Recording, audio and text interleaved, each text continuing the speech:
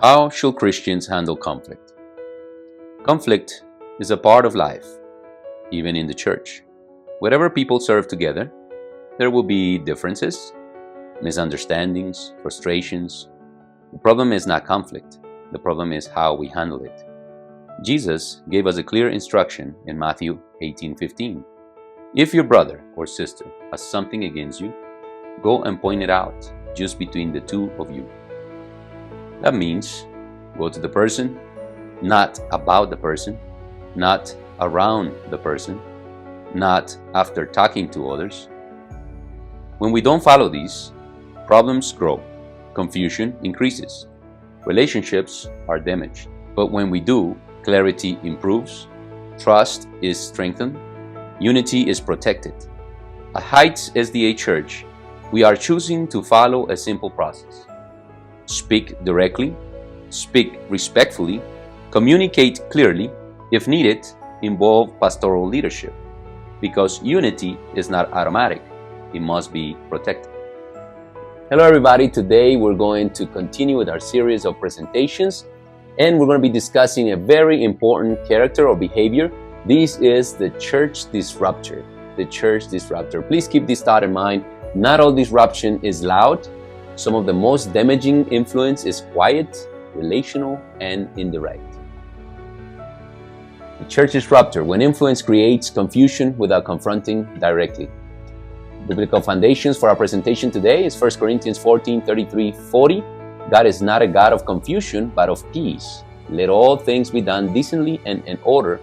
James 3:16 says, where envy and selfish ambition exists, there will be disorder. Romans 16:17, watch out for those who cause divisions. And Ephesians 4:3, make every effort to keep the unity. The main objectives is to help the church discern a subtle but common influence pattern, to recognize it early before escalation takes place, to understand how disruption actually spreads, and to respond in a way that protects unity and structure.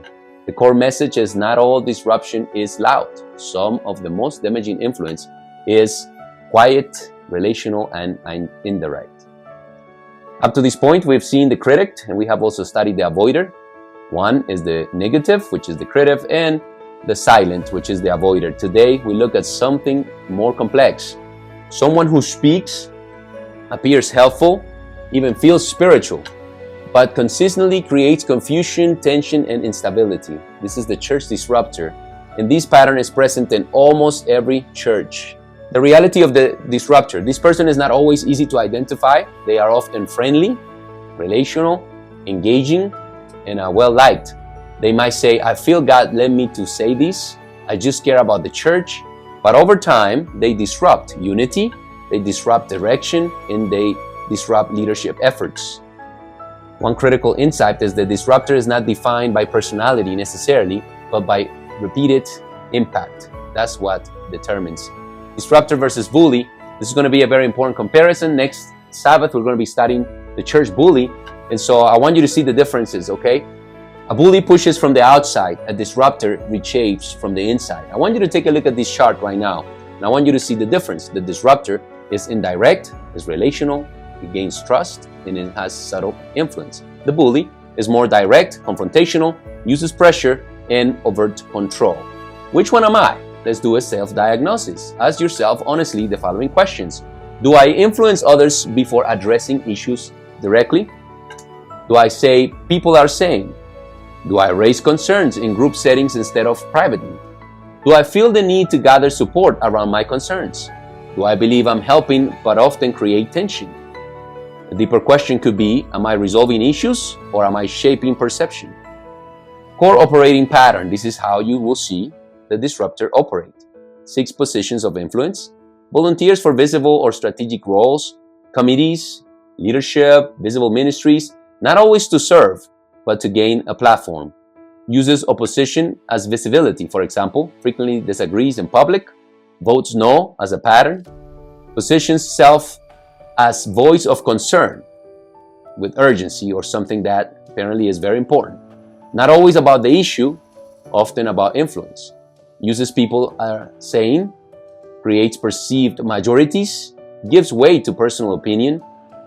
Key tactic, A lot of us feel this way.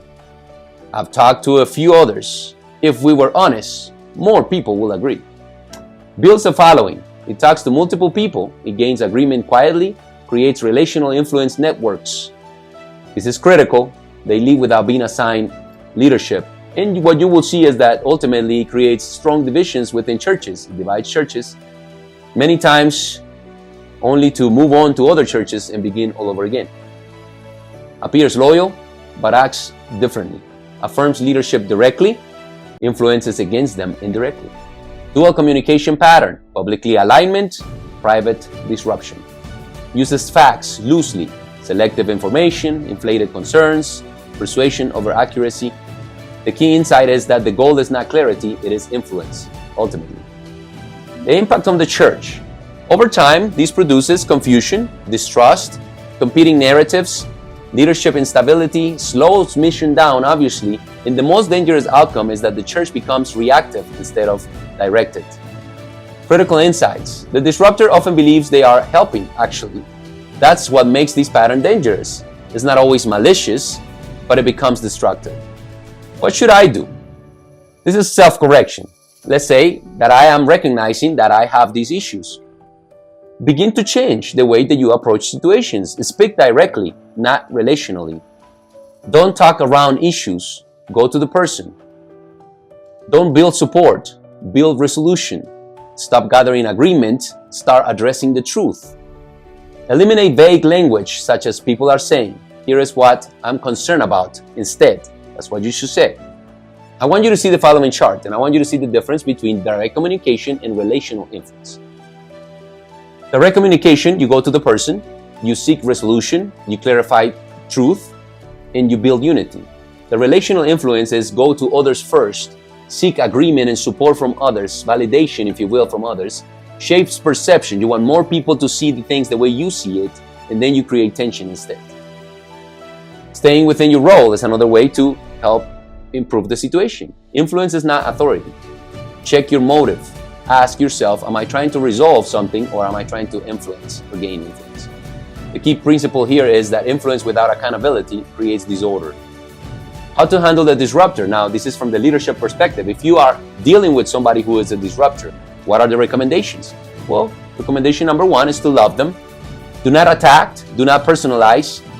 Pray for them, seek wisdom and seek clarity. Stay alert. This is very important. Watch patterns early and recognize behavior quickly. Redirect immediately. Say, have you addressed this directly? Let's follow the proper process. Let's not speak for others. Let's speak clearly. Do not validate their influence. Don't agree. Don't join them. And don't amplify. You will quickly find yourself being part of a group that is causing division. Involve leadership early. Don't wait. Patterns grow quickly. How can you involve leadership quickly or early? By means of inviting them to be part of the conversation. Do not bring a complaint to the pastor expecting him to solve the problem as if he was your father. He is not. But you can bring the pastor or leaders into the conversation. Having an email communication is very important because it determines what was said and who said what the response was. Not he said, she said, but this is the email, this is the information that was originally sent, and this is what the response was. It gives leadership the opportunity to evaluate for themselves. Guard key positions carefully. Be careful placing them in influence roles. When you place somebody who's a disruptor in influence roles, it's going to disrupt very quickly in a much more powerful way because they are in a key position of authority. The recommendation is that they will be removed from key roles if necessary once disruptions begin. It's going to be very difficult, and it will harm the church too, because most times they are people who are likable, and some people will not agree with the fact that they had to be removed. But I have seen churches grow exponentially once that has actually taken place, and it is healthy for the church. Teaching line. They are manageable now, but can become toxic later. It all starts low, and it builds up into division in the future. Key response principle. We don't react emotionally, we protect structure. And hopefully we will follow Jesus' pattern of dealing with conflict and issues as we deal with them as well. Final comparison, I want you to take a look at 4 different behaviors here. We're going to be talking about the bully next Sabbath, but you have all 4 here. What is the behavior? What is the core issue? And what is the result? As a review, the critic, negativity, the result, discouragement. The avoider, the core issue is silence, the result is unresolved problems. The disruptor, the core issue is influence without order, the result is confusion. And eventually we'll talk about the bully, whose core issue is control, and then the result will be division. Final self-check. Am I influencing or resolving? Am I clear or am I vague? Am I direct or indirect? Am I strengthening unity or am I reshaping it? I want us to make a church commitment here today. We choose as a church direct communication. We choose clear responsibility. We choose proper process. We choose accountability and influence. And we choose unity about personal agendas. In a healthy church, we don't influence from the shadows. We speak clearly, act responsibly, and follow God's order together. May the Lord bless you. May you have a wonderful day. May we continue on this journey, improving our church's relational health.